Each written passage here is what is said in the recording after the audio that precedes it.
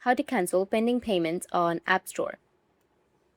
So if you want to cancel pending payments on your App Store, then you'll have to open up your App Store app first. So let me tell you that you cannot do that, not yet. Anyways, first of all, you have to let the payment go through. If it's stuck, add a valid verifiable payment method to your Apple ID.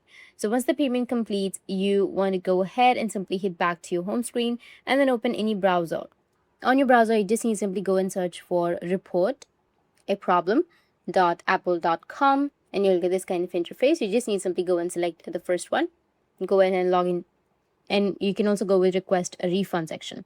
And from here, you just need to simply go with report problem.apple.com and make sure that you've signed into that account. Once you've signed in to your reporterproblem.apple.com, you need to click on I'd like to, then choose request a refund, which is right here. Choose the reason why you want a refund, then choose next. Choose the app, subscription, or other item, then choose submit. If you were charged for a subscription that you no longer want, you can also cancel the subscription as well. So that's how you can cancel a pending payment on App Store. And if you have any questions, feel free to comment below. Thanks for watching.